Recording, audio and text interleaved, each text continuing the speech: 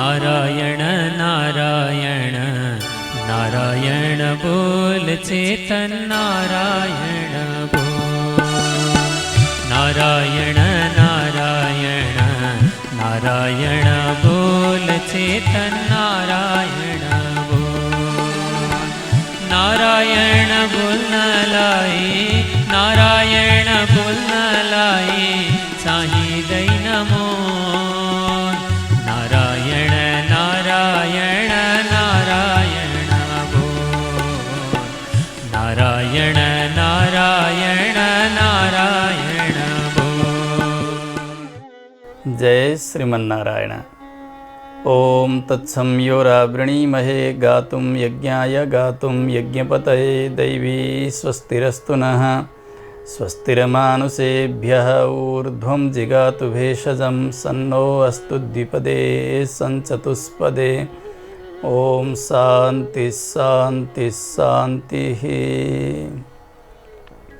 लक्ष्मीनाथसमारम्भां नाथयामुनमध्यमाम् अस्मदाचार्यपर्यन्तां वन्दे गुरुपरम्पराम्।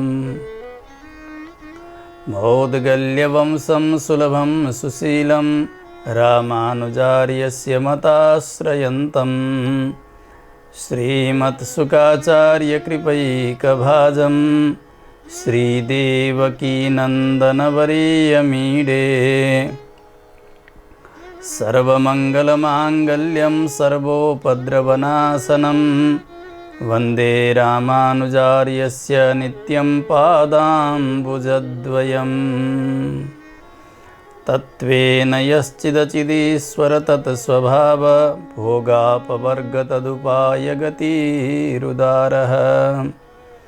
सन्दर्शयन्निरमिमीतपुराणरत्नं तस्मै नमो मुनिवराय पराशराय। मेघश्यामं पीतकौसेयवासं श्रीवत्साङ्कं कौस्तुभोद्भासिताङ्गं पुण्योपेतं पुण्डरीकायताक्षं विष्णुं वन्दे सर्वलोकैकनाथम्। हरिनारायण दुरितनिवारण परमानंद परमपुरुषोत्तम भक्तजनप्रिय पंकजलोचन नारायण तव दासोऽहं। श्रीनारायण तव दासोऽहम्। अखिल हेय प्रत्यनीक कल्याणैकतान श्वेतर समस्त वस्तु विलक्षण अनंत ज्ञानानंदैक स्वरूप परात्पर परब्रह्म परमेश्वर भगवान श्रीहरिलाई परतत्व का रूपले निरूपण गर्ने उत्तम शास्त्र श्री विष्णु पुराण, जसको निरन्तर स्वाध्याय गर्दै हामी आजको श्रृङ्खलासम्म आइरहेका छौँ। भगवान श्री पराशर महर्षिले मैत्रेयजीको जिज्ञासा अनुसार प्रथमांश र द्वितीयांशका पावन प्रसङ्गहरू यहाँभन्दा पहिलेका श्रृङ्खलाहरूमा उपदेश गर्नुभयो। श्री विष्णु पुराण, जसलाई पुराण रत्नका रूपले सम्मान दिनुभएको छ पूर्वाचार्यहरूले, जहाँ तत्त्वको सम्यक निरूपण भएको छ, भगवत प्राप्तिका लागि उत्तम उपायको निरूपण अनि मोक्ष जो परम पुरुषार्थ हो, जसलाई उत्कृष्ट पुरुषार्थ भनेर सम्पूर्ण शास्त्रहरूले बताएका छन्। यी तीनै चीज तत्व, हित अनि पुरुषार्थको सम्यक निरूपण श्री विष्णु पुराणमा भएको छ। प्रथमांशमा कथाको उपक्रम गर्नुहुन्छ सुत सौनकादि संवादबाट। त्यस पछाडि पराशर महर्षि मैत्रेयजीका साथमा संवाद प्रारम्भ हुन्छ, जहाँ सृष्टिको विशद वर्णन गरिएको छ। यही क्रममा भगवानको वराह अवतारको चर्चा, समुद्र मन्थनको पावन प्रसङ्ग, त्यहाँ भगवानका अनेकन अवतारहरू, त्यस पछाडि ध्रुवजीको पावन चरित्र, अगाडि गएर महाराज अङ्ग, बेन, पृथु, प्राचीन बर्ही अनि 10 प्रचेतागण उनीहरूबाट पुनः दक्षको जन्म आदि वंश विस्तारहरू वर्णन गर्दै गर्दै यता भक्तराज प्रह्लाद जो असुरकुलमा जन्मिएर पनि भगवानमा प्रगाढ भक्ति गर्नुहुन्थ्यो, उहाँको विशद चरित्र वर्णन गरेर प्रथमांश सम्पूर्ण भएको थियो। द्वितीयांशमा पृथ्वीको परिमाण, यहाँका द्वीप समुद्रको विभाग, यहाँ भएका पर्वतहरू,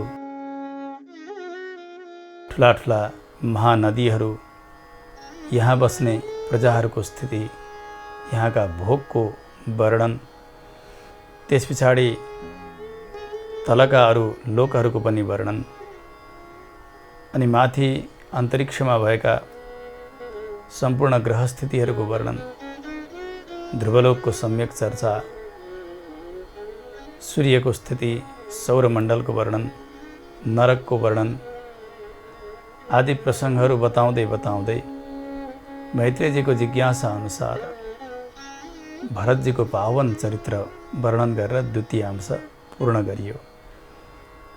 भरतजी पहिले राजा हुनुहुन्थ्यो, क्षत्रिय वंशमा हुनुभएका, भगवानमा अनन्य भक्ति गर्ने निष्काम कर्मयोगी हुनुहुन्थ्यो। पुत्रहरूलाई राज्य विभाजन गरेर तपस्याका लागि चक्र नदी गण्डकीका तटमा आएर तपस्या गर्नुहुन्छ। पुलहाश्रम भनेर बताइन्छ। यद्यपि समग्र त्यो क्षेत्र मुक्ति क्षेत्र हो।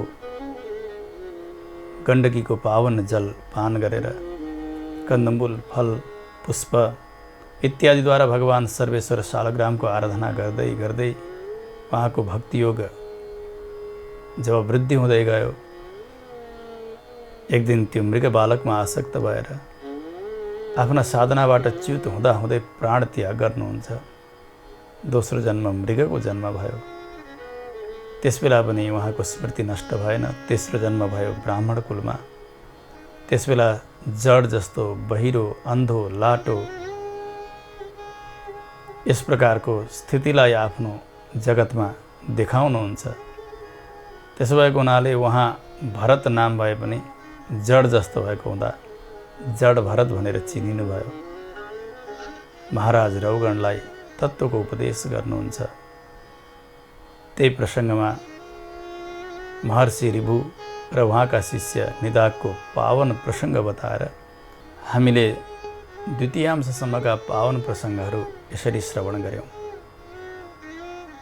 अब आजबाट तृतीयांश प्रारम्भ भएको छ।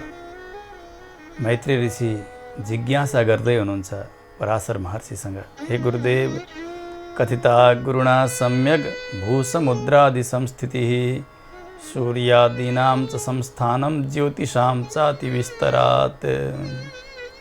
हजुरले अत्यन्तै विस्तारपूर्वक पृथ्वीको मान, समुद्र, नदीहरूको स्थिति, माथि भएका सौरमण्डल, ग्रह, नक्षत्र, ताराहरूको स्थिति, समग्र ज्योतिष चक्रको वर्णन हजुरले गर्नुभयो अति विस्तारपूर्वक।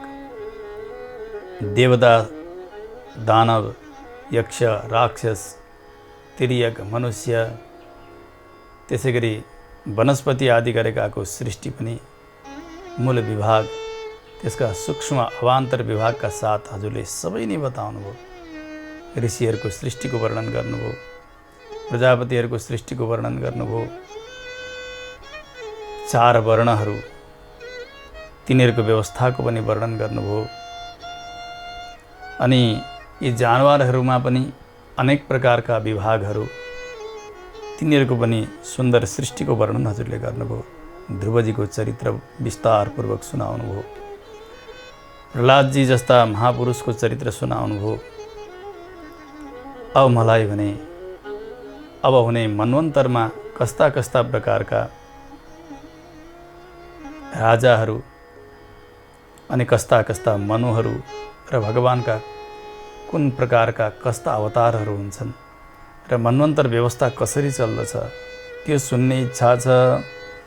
कुन कुन मन्वन्तरमा को राजा हुनुभयो, इन्द्र को हुनुभयो, देवता कस्ता भए, सप्तर्षिहरू कस्ता कस्ता बन्नुभयो यी यावत विषयहरू विस्तारपूर्वक सुन्ने इच्छा छ, कृपा गरेर बताउनुहोस्। श्री पराशर महर्षि बताउनुहुन्छ, मैत्रेय सुन्नुहोस्। पहिले गएका मनुहरू र अब हुने मनुहरू र वर्तमानमा चल्दै गर्नुभएको मनु, यी सबै मिलाएर जम्मा 14 मनु हुनुहुन्छ भनेर जान्नु र 14 मन्वन्तर पनि भयो। जति पनि बितेका छन्, जुन चल्दैछ र अब जति पनि मन्वन्तरहरू आउनेछन्, ती सबैको स्थितिलाई मैले क्रम अनुसार वर्णन गर्नेछु। सावधान भएर सुन्नुहोस्। प्रथम मनु हुनुभयो स्वयम्भुव मनु। त्यसै गरी दोस्रा हुनुभयो स्वारोचिस नाम गरेका। तृतीय मनु हुनुभयो उत्तम। तामस नाम गरेका चौथा मनु हुनुभयो रैवत। पाँचौं मनु हुनुभयो अनि छैठौं मनु हुनुभयो चाक्षुष। यहाँसम्मका मनुहरू अहिले वर्तमान अवस्थामा जति बेला म तपाईँलाई उपदेश गरिरहेको छु, यस बेलासम्म बितेर गइसकेका छन्। अब अहिले वर्तमानमा 7औं वैवस्वत मनुको पालो छ। वैवस्वतोऽयं यस्यैतत् सप्तमं वर्ततेऽन्तरम्। सुन्नुहोस्, एक एक मन्वन्तरमा हुनुभएका मनुहरू, मनुपुत्र, इन्द्र, देवगण, सप्तर्षिहरू, यी कस्ता कस्ता भए अनि कस्तो अवतार भयो भगवानको, त्यो म विस्तारपूर्वक सुनाइरहेको छु। अब यहाँ 7औँबाट अगाडि बाँकी मनुहरू पनि 7 हुनुहुन्छ, जम्मा मिलाएर 14। भविष्यमा हुने मनु र त्यहाँ हुने व्यवस्थालाई पनि मैले बताउने छु। मन्वन्तराधिपान् सम्यक देवर्षिन् तत्सुतान् तथा। द्वितीय मनु हुनुभयो स्वारोचिस नाम गरेका। प्रथम मनुका विषयमा त मैले बताइसकेको छु, स्वयम्भुव मनु र उहाँ हुने सप्तर्षि, इन्द्र, देवगण, मनुपुत्रहरू र त्यस समयको स्थिति सबै नै बताइसकेको छु पहिले नै। सुन्नुहोस्, द्वितीय मनुका विषयमा यहाँ देवगणहरू हुनुहुन्छ पारावत अनि तुषिता नाम गरेका। एक एक यी गणहरू हुन्। यसभित्र अनेक अनेक साना साना समूहहरू जुटेर एउटा गण बनेको हुन्छ। देवताहरू तमाम हुनुहुन्छ एक एक मनुमा पनि। त्यस समयमा विपस्थित नाम गरेका अत्यन्तै बलशाली देवराज इन्द्र बन्दछन्। अनि ऊर्जा, स्तम्भ, प्राण, वात, ऋषभ, निरय, परिवान नाम गरेका यी 7 ऋषिहरू, जसलाई सप्तर्षिगण भनेर बताइन्छ, उनीहरू दोस्रा मनुका पालामा हुन्छन्। त्यसै गरी चैत्र अनि किमपुरुष आदि गरेका मनुका पुत्रहरू हुन्छन्। यिनै मनुपुत्रहरूलाई मनुले पृथ्वीका शासक राजा बनाइदिनुहुन्छ। उनीहरूले नै पिताजीका आज्ञाले राज्यको पालन गर्दछन्। त्यस्तै प्रकारले तेस्रा मनु हुनुभयो उत्तम नाम गरेका। उत्तम नामले मात्र उत्तम हुनुहुन्न थियो, कामले पनि उत्तमै हुनुहुन्थ्यो उहाँ। त्यस समयमा सुशान्ति नाम गरेका इन्द्र हुन्छन्। उस मन्वन्तरमा देवताहरू हुन्छन् सुधाम, सत्य, जप, प्रतर्दन र वशवर्ती नाम गरेका। यी एक एक वर्गभित्र, समूहभित्र पनि 12 देवताहरूका गणहरू मिलेका छन्। त्यहाँ एक एक गण्य हो भने असङ्ख्य असङ्ख्य देवताहरू हुन्छन् एक एक मनुका पालामा। सप्तर्षिहरू वशिष्ठका पुत्रहरू बन्नुभयो। त्यस समयमा 7 पुत्रहरू नै सप्तर्षिका रूपले। त्यस्तै प्रकारले मनुका पुत्रहरू हुनुभयो अज, परशु, दीप्त आदि गरेका। उहाँहरूले पिताजीका आज्ञाले अब पृथ्वीको शासन गर्नुहुन्छ। चतुर्थ मनु हुनुभयो तामस नाम गरेका। त्यस समयमा हरि, सुपार, सत्य, सुधि आदि गरेका देवगणहरू हुन्छन्। एक एक समूहमा 27 देवगणहरू त्यहाँ मिलेका छन्। यहाँ पनि असङ्ख्य देवताहरू रहेका छन्। उस समयमा शिवी नाम गरेका इन्द्र हुन्छन्, अत्यन्तै यज्ञशाली हुन्छन्, बलशाली हुन्छन्। सप्तर्षिहरू उस समयमा ज्योतिर्धाम, पृथु, काव्य, चैत्र, अग्नि, वनक, पीवर आदि गरेका हुन्छन्। सप्तर्षिहरूले कार्य गर्नुहुन्छ शास्त्र मर्यादालाई रक्षा गर्ने र शास्त्रको उपदेश गर्ने। त्यस्तै प्रकारले मनुका पुत्रहरू हुन्छन् नर, ख्याति, केतुरूप, जानुजङ्गा आदि गरेका अत्यन्तै बलशाली, पिता समान गुणशाली महाराज मनु तामस नाम गरेका। उहाँले आफ्ना पुत्रहरूलाई पृथ्वीको शासनका निमित्त आज्ञा गर्नुहुन्छ। पिताका आज्ञाले उनीहरू शासक भएर प्रजाहरूको पालन गरिरहेका छन्। यस्तै प्रकारले पाँचौँ मनु हुनुभयो रैवत नाम गरेका, अत्यन्तै बलशाली हुनुहुन्थ्यो उहाँ पनि। उस समयमा विभु नाम गरेका इन्द्र हुनुहुन्छ। देवगणहरू पनि अमिताभ, त्यस्तै भूतरय, वैकुण्ठ, सुमेधा आदि नाम गरेका। यहाँभित्र पनि एक एक समूहभित्र 14 देवताहरू मिलेका छन्। देवताको सङ्ख्या धेरै नै छ। इन्द्र प्रधान देवता हुनुहुन्छ, त्रिलोकीको राज्य गर्ने। सप्तर्षिहरू त्यस समयमा हुनुहुन्छ हिरण्यरोमा, वेदश्री, ऊर्ध्वबाहु, वेदबाहु, सुधामा, पर्जन्य, महामुनि नाम गरेका। पराशर महर्षि बताउँदै हुनुहुन्छ, हे मैत्रेय, त्यस समयमा रैवत मनुका अत्यन्तै बलशाली पुत्रहरू बलबन्धु, सम्भाव्य, सत्यक आदि गरेका हुन्छन्। उनीहरू नै पिताका आज्ञाले राजा बन्दछन्। पिता समान बल, सौन्दर्य, पराक्रम सबै भरिपूर्ण छन् तिनीहरूमा।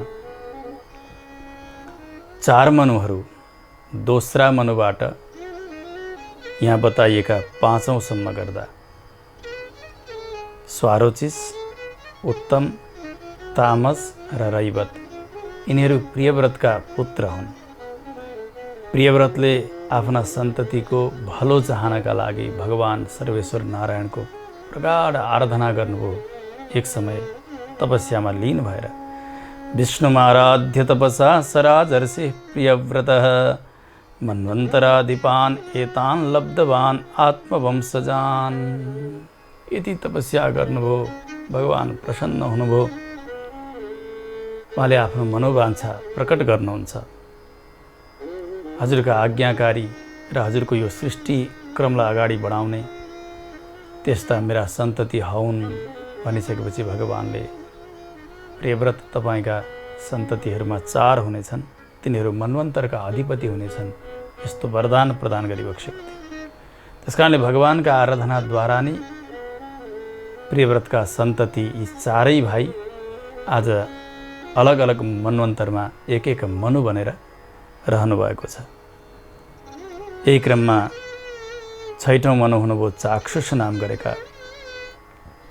अत्यन्तै बलशाली हुनुहुन्थ्यो उहाँ पनि। मनोजव नाम गरेका इन्द्र हुन्छन्। त्यसबेला देवगणहरू पनि आप्य, प्रसूत, भव्य, पृथुक, लेख आदि गरेका हुन्छन्। यी एक एक गणमा 8 देवताहरू छन्। गर्दाखेरि 8 गुणे 5 गर्दा 40 प्रधान देवताहरू भए यस मन्वन्तरमा। सुमेधा, विरजा, हविष्मान, उत्तम, मधु, अतिनामा, सहिष्णु नाम गरेका 7 ऋषिहरू हुन्छन्, जसलाई सप्तर्षि बताइन्छ।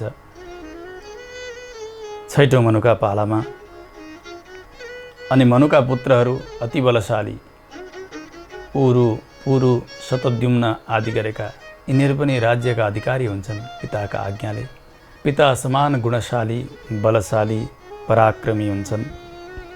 यस्तै प्रकारले वर्तमान मनु, जसलाई वैवस्वत मनु भनिन्छ, उहाँको वास्तविक नाम हो श्राद्धदेव। जुन मन्वन्तरमा अहिले हामी छौँ, पराशर महर्षि बताउँदै हुनुहुन्छ, अहिले हामी जति बेला कथा श्रवण गर्दैछौँ, सुन्दैछौँ, यो काल पनि श्राद्धदेव मनुकै काल हो। जसलाई वैवस्वत पनि बताइन्छ। विवस्वान भनेको सूर्य, उहाँका पुत्र हुनुभएको हुनाले वैवस्वत भनेर बताइएको हो। सङ्कल्प गर्दा हामी त्यही भन्छौँ नि, वैवस्वते मन्वन्तरे भनेर। पराशर महर्षि बताउँदै हुनुहुन्छ, आदित्य, वसु, रुद्र आदि गरेका देवगण हुन्छन् यस मन्वन्तरमा। पुरन्दर नाम गरेका इन्द्र हुनुहुन्छ, देवताहरूका प्रधान राजा। वशिष्ठ, काश्यप, अत्रि, जमदग्नि, गौतम, विश्वामित्र, भरद्वाज, यहाँहरू यस मन्वन्तरमा सप्तर्षि हुनुहुन्छ। हामी ऋषि पूजा गर्दाखेरि यहाँहरूकै नामले पूजा गर्दछौँ। अलग अलग मन्वन्तरमा सप्तर्षि गण पनि बदलिनुहुन्छ। त्यस कारणले अहिले पूजा गर्दाखेरि यसै मन्वन्तरका सप्तर्षिहरूको पूजा गरिन्छ। त्यस्तै प्रकारले मनुका पुत्रहरू हुनुभयो इक्ष्वाकु, मृग, धृष्ट, सरियाती, नरिष्यन्त, नाभाग, अरिष्ट, करुष, वृषद्र नाम गरेका यी प्रधान पुत्रहरू उति नै बलशाली, उति नै ज्ञानी। जति पराक्रमी हुनुहुन्छ पिता, त्यति नै पराक्रम पनि उहाँहरूमा। यी जति पनि मनुपुत्रहरू पृथ्वीको पालन गर्दछन्, यी सबै भगवानका शक्तिले नै पालन गर्दछन्। भगवानमा भएको सात्विकी शक्ति, भगवानमा सात्विकी शक्ति, राजसी शक्ति, तामसी शक्ति। सात्विक शक्तिद्वारा जगतको पालन, राजसी शक्तिद्वारा जगतको सृष्टि अनि तामसी शक्तिद्वारा जगतको संहार हुन्छ भनेर हामीले पहिले पनि सुनेर आइसकेका छौँ। यी सम्पूर्ण जति पनि अधिपतिहरू छन्, जसले यो सृष्टि व्यवस्थालाई पालनद्वारा संरक्षित गरिरहेका छन्, यिनीहरू सबै भगवानकै विभूति हुन् र भगवानकै शक्तिद्वारा यिनीहरू त्यो कार्य गर्दछन्। यसोस्ले यिनीहरूबाट हुने कार्य पनि भगवानकै कार्य हो भनेर बुझ्नु पर्दछ। एक एक मनुका समयमा भगवानका अलग अलग एक एक अवतारहरू हुन्छन्। अवतारका विषयमा पनि यहाँ पराशर महर्षि बताउँदै हुनुहुन्छ। मैत्रेय सुन्नुहोस्, स्वयम्भू मन्वन्तरमा भगवानको यज्ञावतार भयो। भगवान यज्ञ रूपले प्रकट हुनुहुन्छ आकुतिका गर्भबाट। त्यस्तै प्रकारले दोस्रो मनुको पालो, जसलाई स्वारोचिस मन्वन्तर भनेर बताइयो, त्यस समयमा भगवान अजित रूपले अवतार ग्रहण गरिबक्सन्छ तुसिता नाम गरेका देवगणहरूका साथमा। अजित अवतार लिएर नै भगवानले समुद्र मन्थन सम्पन्न गराउनु भएको हो। देवताका बलले अनि असुरहरूका बलले त्यो समुद्र मन्थन सम्भव छँदै थिएन। भगवान अजित भन्नुभयो। श्रीमद् भागवतका अनुसार भगवानले पीताम्बरले कम्मर कस्नु भएको छ, किरीट कुण्डलले सुसज्जित हुनुहुन्छ। भगवानका हजारौँ हात छन्, यता कतिपय हातहरू अनि उता कतिपय हातहरू। भगवानले फैलाएर आफै नै त्यो समुद्र मन्थन सम्पन्न गर्नुभएको छ। भगवानले त्यो समुद्र मन्थन पूर्ण गरेर त्यहाँबाट नै अमृत प्रकट भएको हो। त्यसै समय भगवानले कुर्मा अवतार धारण गर्नुभयो, धन्वन्तरी अवतार धारण गर्नुभयो, अमृत वितरणका लागि मोहिनी अवतार धारण गर्नुभयो। त्यसकारणले त्यस समयमा सबैभन्दा प्रधान अवतार भनेको अजित अवतार। श्री अजित अवतार भगवानको जय होस्। भगवानलाई कसैले जित्न सक्दैनन्, त्यसकारणले अजित नाम हो। तर कसैले जितिदिन्छन् भगवानलाई। ध्रुव जस्ता भक्त, गोपिनी जस्ता भक्तहरू, प्रहलाद जस्ता भक्तहरू मिल्नुभयो भने भगवान हार्नुहुन्छ, भक्तले जितिदिनुहुन्छ। त्यसैले त ध्रुवजीको दर्शन गर्नका लागि भगवान वैकुण्ठ छोडेर मधुवनमा आउनुभयो। प्रहलादजीको रक्षा गर्नका निमित्त भगवानले त्यस्तो विचित्र स्वरूप बनाउनुभयो। भक्तद्वारा भगवान पराजित हुनुहुन्छ, अरू कसैद्वारा पनि भगवान जितिनुहुन्न। त्यसो हुनाले भगवानलाई अजित भनेर बताइन्छ। त्यस्तै उत्तम मनुका पालामा भगवानको सत्य रूपले अवतार हुन्छ। हामी सत्यनारायण भनेर जो भन्छौँ, भगवानको एउटा अवतार विशेष हो। सत्या नाम गरेकी एउटी भाग्यवती धर्मात्मा नारीका कोखबाट भगवानले अवतार ग्रहण गर्नुभयो। त्यसो हुनाले भगवानको नाम सत्य भयो। चौथा मनु तामस, उहाँका पालामा भगवान हरियाका गर्भबाट हरि रूपले अवतार ग्रहण गर्नुहुन्छ। यसै समयमा हो भगवानले ग्रहबाट गजेन्द्रको रक्षा गर्नुभएको। श्रीमद् भागवतमा यो कथा विस्तारसँग छ, यहाँ भने त्यो सङ्केत गरिएको छैन। भगवान श्री वैकुण्ठ छोडेर आउनुभयो। गजेन्द्रलाई आपत्ति परेका समयमा माथिबाटै भक्तको आपत्तिलाई देखेर भगवानले चक्रराज सुदर्शनलाई छोडिदिनुहुन्छ। गएर ग्रहको मुखलाई चिरेर गजेन्द्रको उद्धार गर्नुहुन्छ। चक्रको स्पर्श भएको हुनाले अनि भगवानका करकमलबाट पनि स्पर्श मिलेको हुनाले गजेन्द्र अनि ग्रह दुवैको मोक्ष हुन्छ। भगवानकै जस्तै चतुर्बाहु स्वरूप बनाएर उहाँहरू जानुहुन्छ। यो अवतार हो भगवानको हरि अवतार। त्यस्तै प्रकारले पाँचौँ मनु हुनुभयो रैवत। त्यस समयमा भगवानको पुनः हरि अवतार नै हुन्छ। भगवान सम्भूतिका गर्भबाट प्रकट भइबक्सन्छ। त्यसै गरी छैटौँ मनु चाक्षुष। उस समयमा भगवानले वैकुण्ठ अवतार ग्रहण गर्नुभयो। विकुण्ठा नाम गरेकी एउटी त्यस्तै धर्मपरायण नारीका कोखबाट भगवानले आफ्नो शक्तिलाई प्राकट्य गर्नुहुन्छ। लक्ष्मीजीले प्रार्थना गर्नुभयो, यस लीला विभूतिको रमाइलो हेर्न चाहनुभयो। त्यस कारणले उहाँका प्रार्थना अनुसार वैकुण्ठको रचना गर्नुभयो, जसलाई रमा वैकुण्ठ भनेर जान्नुपर्दछ। श्रीमद् भागवतमा स्पष्ट बताइएको छ। त्यस कारणले कतिपय राम्रोसँग शास्त्रको मर्मलाई नबुझेका व्यक्तिहरूले वैकुण्ठ भनेको यहीँ नजिकै छ, अरू लोक गोलोक साकेत निकै टाढा छ भनेर पनि बताउँछन्। शास्त्र र सज्जनको सङ्गत नगरेका पटमूर्खहरूले भन्ने यसरी नै हो। वैकुण्ठ यो यहाँनिर लक्ष्मीजीका निमित्त बनाइएको वैकुण्ठ, जसलाई रमा वैकुण्ठ भनेर बताइन्छ। यो ब्रह्मलोकको नजिकै यस ब्रह्माण्डभित्र नै छ। तर वैकुण्ठ शब्दको अर्थ त्यस्तो हो जो कहिल्यै कुनै प्रकारले नासिँदैन, सड्दैन, ध्वंस जहाँ हुँदैन, त्यस्तो त्रिपाद विभूति जसलाई महाकाश भनेर बताइएको छ, परमाकाश भनेर बताइएको छ, परम पद भनेर बताइएको छ। वेदले बताउनुहुन्छ ओम तद्विष्णोः परमं पदं सदा पश्यन्ति सूरयः दिवि व चक्षुराततम्। त्यो श्री वैकुण्ठ भनेको विरजादेखि उस पारमा प्रकृति मण्डलको कोही सम्पर्क त्यहाँ छैन हो, त्यो वैकुण्ठ हो। त्यो कहाँ हो? कहाँ? प्रकृति मण्डलभन्दा टाढा। यस वैकुण्ठलाई हेरेर अनि अरू लोकसँग तुलना गरेर वैकुण्ठ तल छ भनेर यस प्रकारले बुद्धि नभएका वक्ताहरूले भनेको सुनिन्छ। परन्तु शास्त्रलाई राम्रोसँग हेर्नुपर्छ। त्यो गोलोक अथवा साकेत जे भनिन्छ त्यो सबै वैकुण्ठ अन्तर्गतै हो। जहाँ कुण्ठा छैन त्यो वैकुण्ठ हो। यदि गोलोक शब्द मात्रै राखिदिने अथवा साकेत मात्रै राख्ने हो भने त्यो नित्य हो भनेर त्यो शब्दबाट सिद्ध हुनै सक्दैन। गोलोक यो शब्द कसरी नित्य भनेर सिद्ध हुन सक्छ? व्याकरणका हिसाबले वैकुण्ठ हुन् तिनीहरू, त्यसकारणले तिनीहरू पनि नित्य हुन्। भक्तको भाव अनुसार भगवानको मुरलीधारी स्वरूपलाई चिन्तन गर्ने त्यस्ता भक्तहरूले प्राप्त गर्ने त्यो अनुभव हो त्यो गोलोक भनेको। भगवान चक्रवर्ती सम्राट राजाधिराज श्रीरामका रूपले जुन भक्तले आराधना गर्दछन्, भगवानलाई अपनाउँछन् त्यो स्वरूपमा, त्यस्ताले अनुभव गर्ने त्यो अनुभव विशेष हो त्यो साकेत।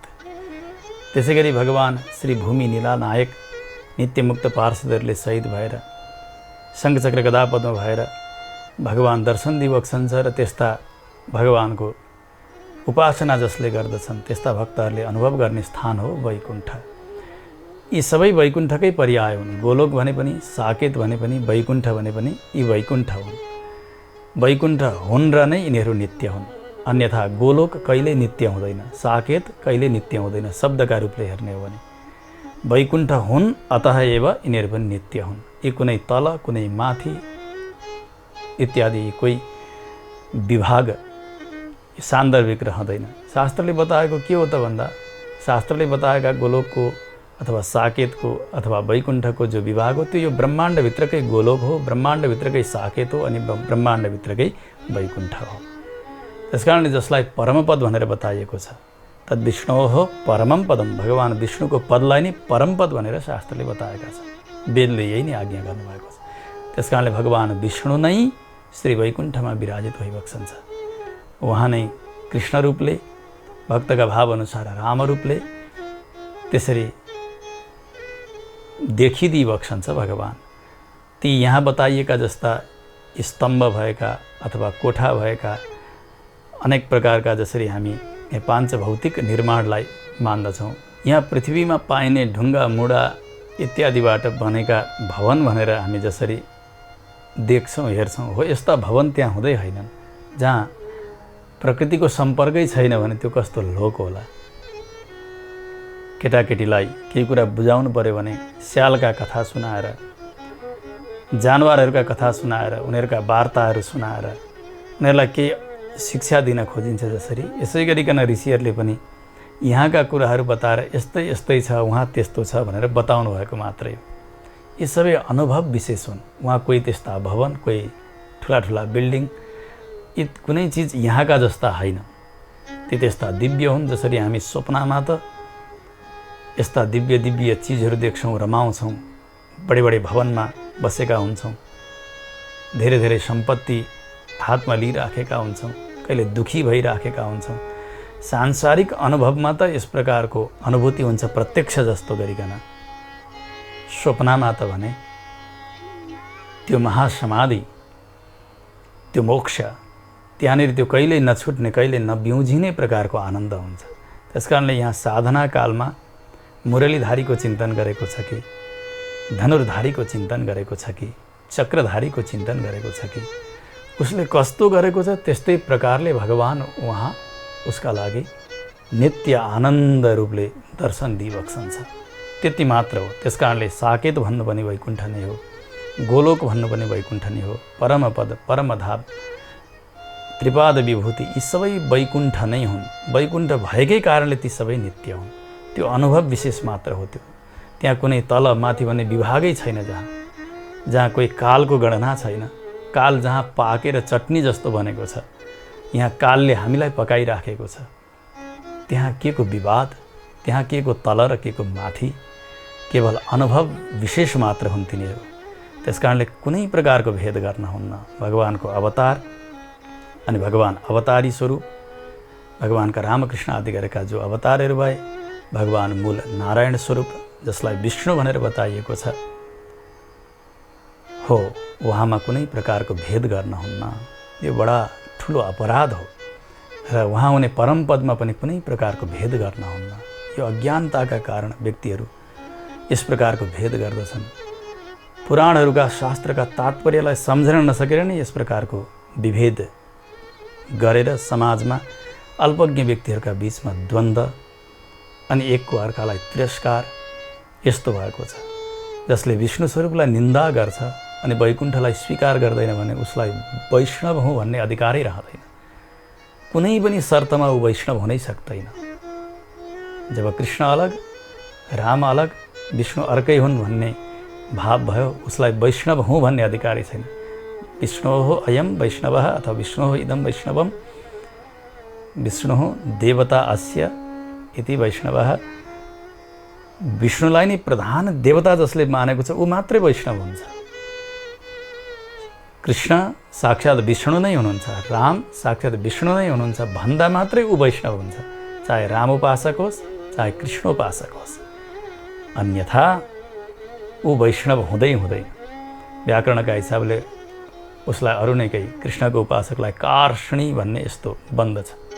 विद्वानहरूले यो कुरा बुझ्नु भएको हुन्छ, मूर्खहरूले बुझेका हुन्नन्। त्यसकारणले विद्वानहरूले सम्झाइदिनुपर्छ समाजमा, हो वैकुण्ठ, गोलोक, साकेत जे भन्नु पनि यो पर्याय रहेछ। विष्णु, नारायण, कृष्ण, राम यो पनि पर्याय मात्रै रहेछ। यही कुरा सत्य हो शास्त्रको।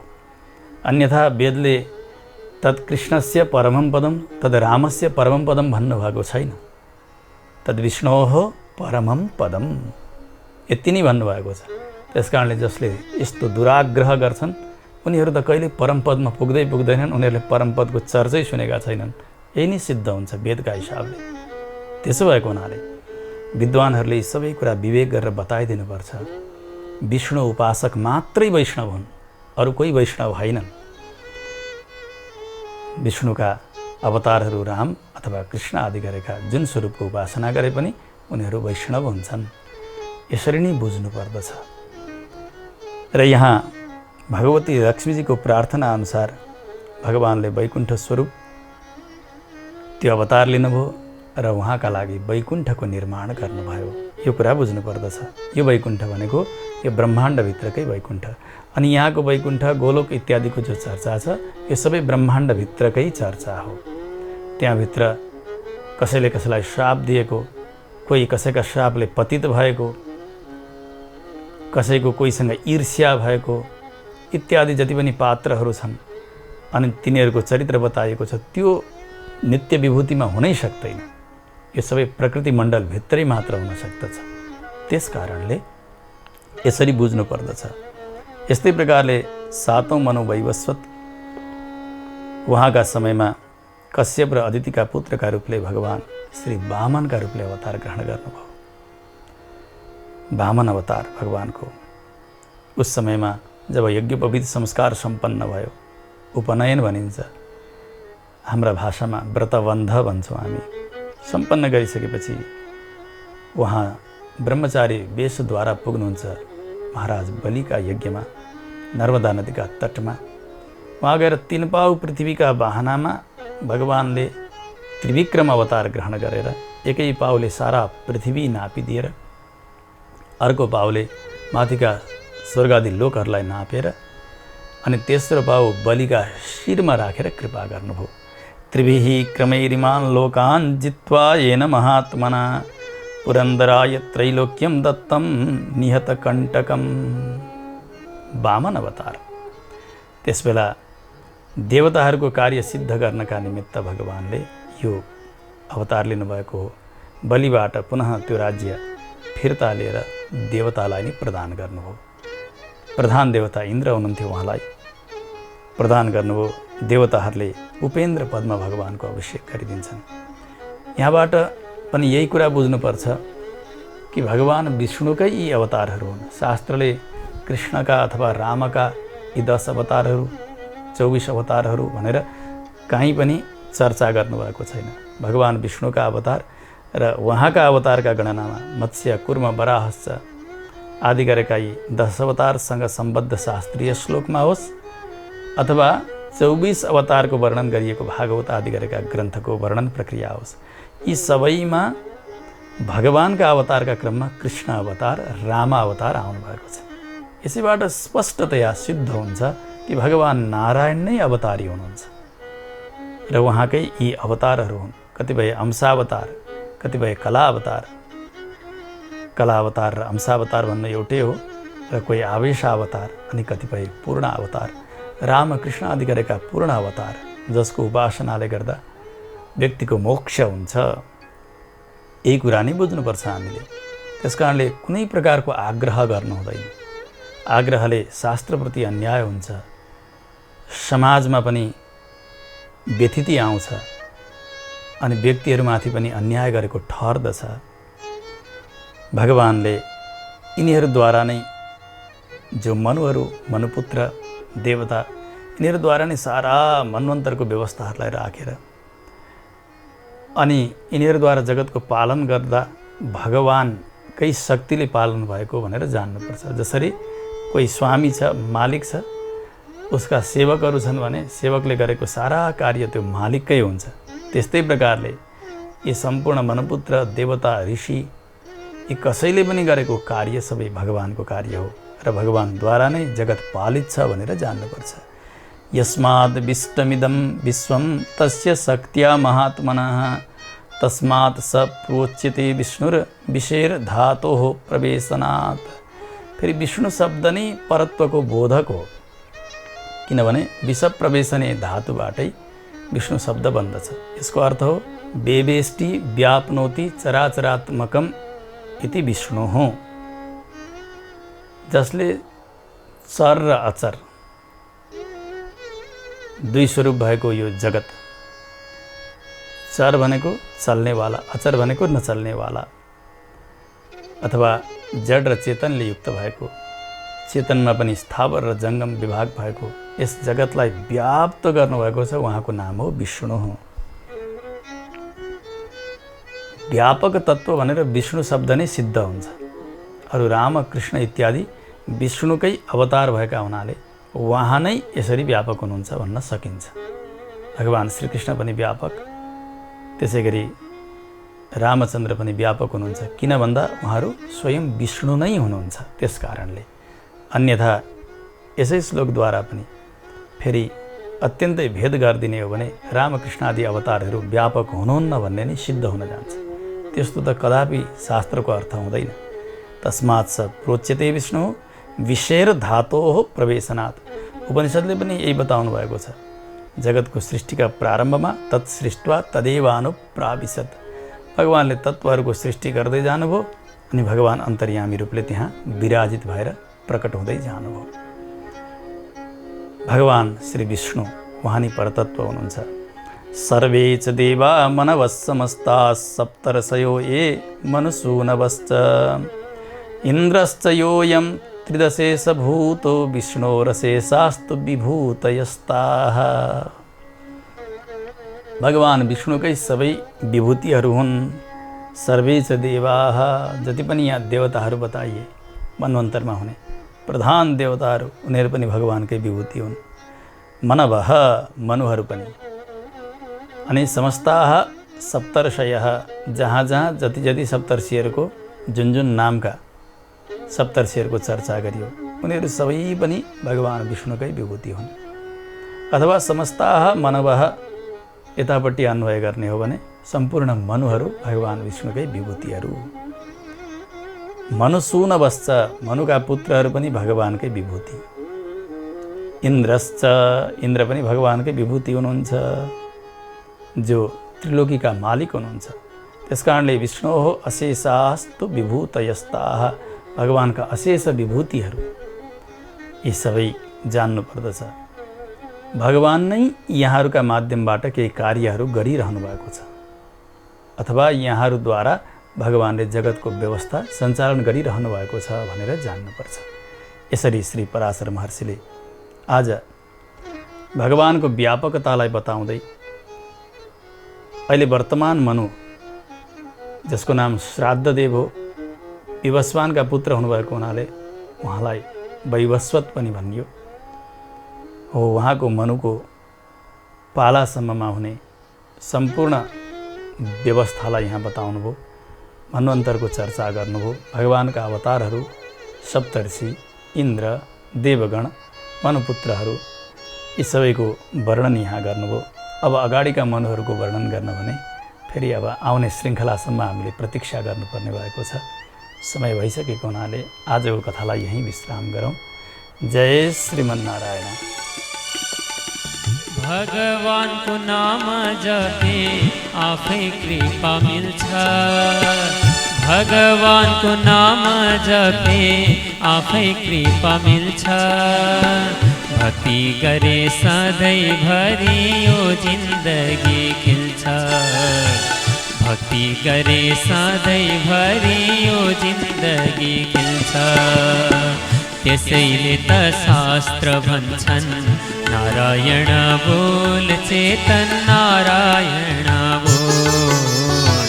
त्यसैले त शास्त्र भन्छन् नारायण बोल चेतन नारायण बोल। नारायण बोल्नलाई, नारायण बोल्नलाई चाहिँदैन मोल। नारायण नारायण नारायण बोल। नारायण नारायण नारायण बोल। नारायण नारायण नारायण बोल चेतन नारायण बोल। नारायण बोल चेतन नारायण बोल। नारायण बोल चेतन